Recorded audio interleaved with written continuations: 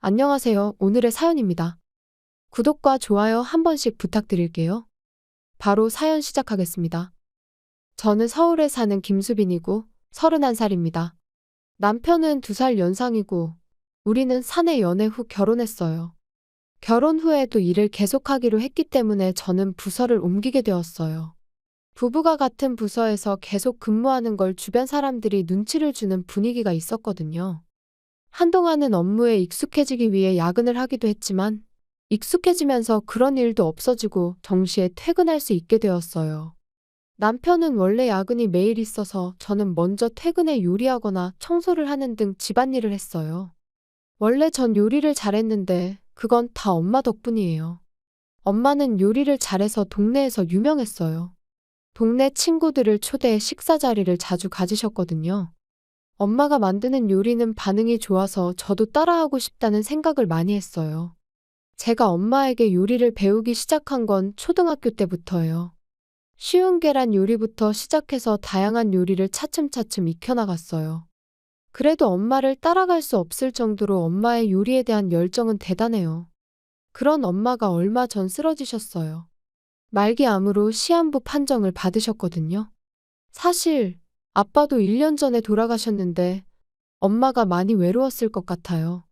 저는 당황하면서도 엄마를 위해 무엇을 할 수 있을까 고민해 봤어요. 엄마는 병원 치료를 거부하고 집으로 돌아가길 원하셨어요.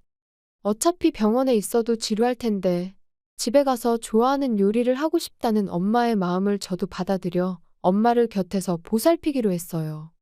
그리고 한동안은 직장도 휴가를 내기로 했어요. 남편도 이해해줬고요.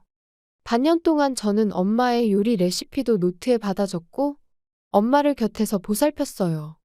그렇게 반년이 지난 어느 날 엄마는 아빠 곁으로 떠나셨어요. 엄마의 마지막이 행복했을지는 모르겠지만 평온한 얼굴로 돌아가신 건 분명했어요. 이제 제게 남은 건 많은 요리 레시피와 유산이었어요. 엄마에게 물려받을 유산이 꽤 있었고 외동딸인 제가 모두 물려받게 된 거죠. 남편에게 물려받을 유산에 관해 이야기했는데 금이나 값비싼 액세서리는 은행 대여금고에 보관하는 게 안전하지 않겠냐고 하더라고요. 저는 남편의 조언에 따라 대여금고를 빌리기로 했어요. 그리고 대여금고 열쇠는 집에 있는 금고에 넣어 보관하기로 했고요.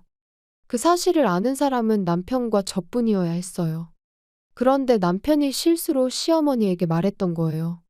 유산 전부를 이야기한 건 아니지만 시어머니는 상당한 금액이 제 손에 있다는 걸 알게 된 것이죠. 원래 전 시어머니와 사이가 좋지 않았어요. 그런데 요즘은 시어머니가 집에 자주 오시더라고요. 또 약속을 잡아 커피 한잔 하자고 하기도 하고요. 이런 것들이 제 유산을 노린 것인지는 모르겠지만 시어머니의 행동은 분명 이상하다는 생각이 들었어요.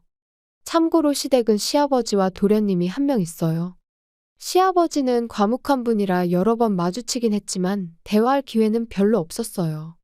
도련님도 별로 안 친하고요. 시어머니와 지금까지의 대화는 시어머니가 제 외모나 사소한 것들을 괜히 트집 잡거나 예민하게 구시고 그런 말을 들은 저는 고분고분한 성격이 아니라서 할 말하거나 맞받아치는 대답을 하곤 했어요. 시어머니를 말로 이기려 들면 이야기가 길어질 수 있다는 걸 알지만 할 말은 해야 하는 성격이거든요.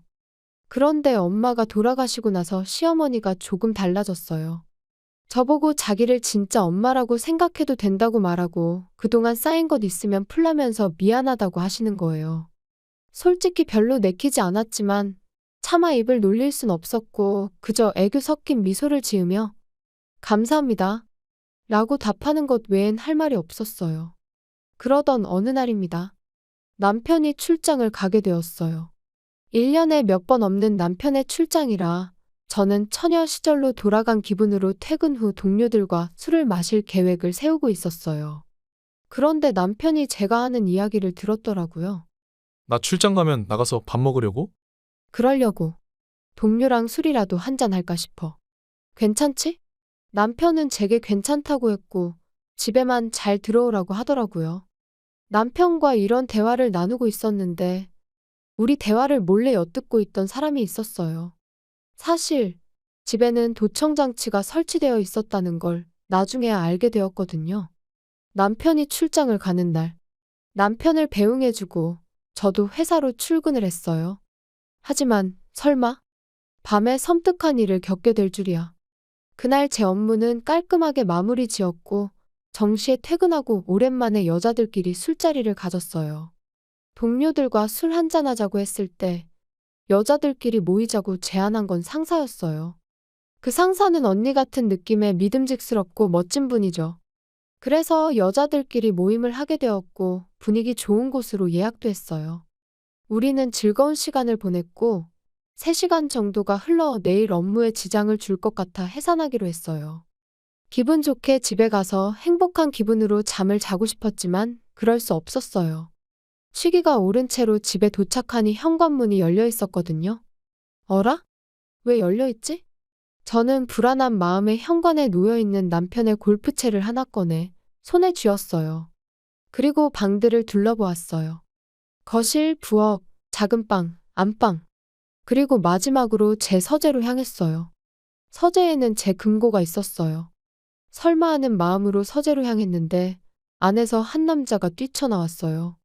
제가 비명을 지르자 그 남자는 금고를 든 채로 순식간에 현관문으로 도망가더라고요. 놀래서 손에 들고 있던 골프채를 휘둘러 봤지만 허공에다가 휘두를 뿐 맞진 않았어요. 그렇지만 다행히 저는 범인의 얼굴을 본 것 같았어요. 모자와 마스크로 얼굴을 가렸지만 눈이 인상 깊었거든요. 아니, 누군가를 닮았다고 해야 할까요? 범인이 도망쳐서 혼자 고민하다가 일단 누군가의 도움을 받아야겠다는 생각에 시어머니를 부르기로 했어요. 오늘 아침 남편이 무슨 일이 생기면 시어머니에게 도움을 받아라고 말했던 게 떠올랐거든요. 시어머니에게 전화를 걸었더니 20분도 안 돼서 시어머니가 엄청나게 큰 가방을 들고 오셨어요. 도대체 뭐가 들어있는 거지? 이런 생각이 들 정도로 큰 가방이었어요. 저는 20분 동안 어느 정도 범인의 정체를 파악하고선 경찰서에 갈 준비를 했어요. 시어머니는 우리 집에 도착하자마자 범인의 얼굴을 봤냐고 묻더라고요. 우선 저부터 걱정해줘야 하는 게 맞지 않나요? 그런 생각이 들었지만 일단 질문에 대한 대답으로 봤다고 했어요. 그리고 지금 당장 경찰서에 가려고 한다고 말했고 시어머니에게 함께 가자고 했어요. 근데 갑자기 시어머니는 들고 있던 커다란 가방에서 사시미를 꺼내 들었어요. 봤다면 어쩔 수 없지. 너가 입을 열지 않겠다고 할 때까지 이 집에서 못 나가. 시어머니는 소리를 지르며 제게 말했어요. 이럴 때 왜 아까 그 골프채가 손에 없는 거야. 놀란 마음으로 공포에 휩싸였을 때 시어머니가 조금씩 가까이 다가왔어요. 저는 급히 그 자리에 있던 쿠션을 시어머니에게 던졌어요. 그러자 긴장하고 있던 시어머니가 손에서 땀이 났는지 실수하고 말았어요. 땀 때문에 쥐고 있던 사시미를 떨어뜨린 거죠. 그리고 시어머니의 오른쪽 발등에 꽂혀버렸어요.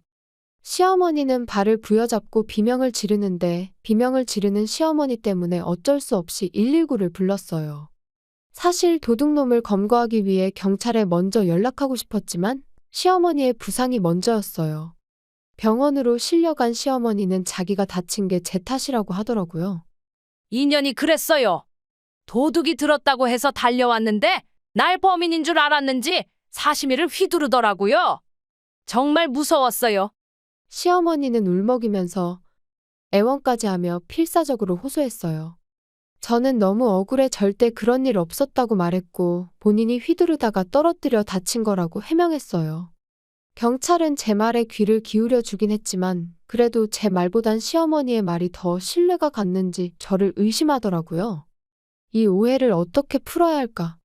저는 번뜩이는 생각이 떠올라 경찰관에게 부탁해 함께 병원에서 집으로 귀가했습니다. 그리고 경찰이 집에 돌아와서 집안을 살폈어요. 그러면서 도둑이 들었던 사실도 이야기할 수 있었어요. 저는 범인이 누구였는지 경찰에게 말했어요. 그건 바로 도련님이었어요.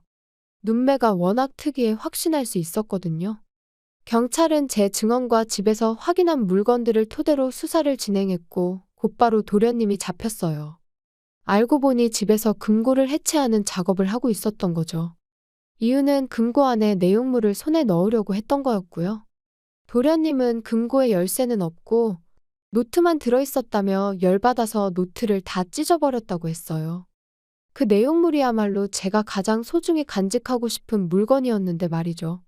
다음 날 남편은 출장에서 급히 돌아왔어요. 그리고 남편에게 모든 상황을 이야기했어요. 먼저 집에서 경찰관에게 확인받은 물건은 소형 방범 카메라였어요. 금고를 놓을 때 남편이 혹시나 하는 마음에 방범 카메라 설치도 권유했었거든요. 현관과 금고가 놓여있던 서재에 각각 셀프로 설치했었는데 이번에 시어머니의 소행이 현관 쪽 카메라에 담기게 된 거죠. 시어머니의 행동이 모두 찍혀 있었기 때문에 제 누명도 벗을 수 있었고 도련님은 절도죄로, 시어머니는 상해죄로 체포되게 되었어요. 다음으로 도련님이 훔쳐간 금고에 관한 이야기예요. 사실 우리 집에는 금고가 2개가 있었는데 하나는 도련님이 가져간 거고 다른 하나는 대여금고 열쇠가 들어있는 금고예요. 대여금고 열쇠가 들어있는 금고는 서랍형 금고인데 서재 책상 서랍 안에 자리 잡고 있어요.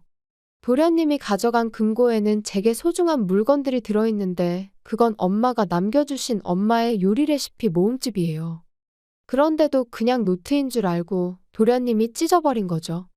왜 도련님이 우리 집에 도둑질을 왔는지에 대해 이야기를 들어보니 도련님은 원래 직업도 없이 방황하던 중에 최근 경마에 빠져서 빚이 생겼다네요. 그래서 빚 독촉 때문에 시어머니에게 사정을 얘기했는데 제가 유산을 꽤 많이 물려받았다는 말을 듣고 우리 집 금고를 노렸다는 것이었죠. 역시 엄마가 돌아가신 후 시어머니의 모습이 이상했던 건 이 때문이었어요. 그렇게 생각하니 정말 안타깝고 완전 콩가루 집안이에요. 도련님을 도둑으로 만든 건 분명 시어머니이니까요. 이 이야기를 들은 남편은 크게 분노했어요. 그리고 이 사실을 알게 된 시아버지도 역시 분노했고 시아버지는 곧바로 시어머니와 이혼 절차에 들어갔다고 해요. 그리고 시간이 흘러 쉽지 않았지만 시어머니와 시아버지는 어떻게든 이혼이 됐다고 하네요. 시아버지는 그래도 재산 분할은 해줬다고 해요. 그렇지만 저는 시어머니에게 합의금을 받았어요. 아마 재산 분할로 받은 돈이 저한테 합의금으로 왔을 거예요. 시어머니는 초범에다가 합의가 돼서 운이 좋아 집행유예로 끝났어요. 다소 억울한 판결이었지만 어쩔 수 없었어요. 도련님은 실형을 선고받아 감옥에 가게 되었어요. 아마 감옥에서 나오면 어마어마하게 불어난 빚이 기다리고 있을 텐데 나름 꼬시네요. 그리고 저와 남편은 시어머니와 도련님과는 인연을 끊었어요. 남편이 다시는 만나고 싶지 않다고 했거든요. 그리고 유산은 지켰지만 소중한 엄마의 레시피 책은 찾을 수 없었어요. 다행히도 메인 요리들은 제 머릿속에 있어서 남편과 함께 주말이면 맛있는 요리를 먹으며 평화롭게 지내고 있습니다. 다른 집들처럼 아주 평범하게 그냥 조용히 잘 지내고 싶네요. 시청해주셔서 감사합니다. 그럼 다음 영상에서 다시 뵙겠습니다.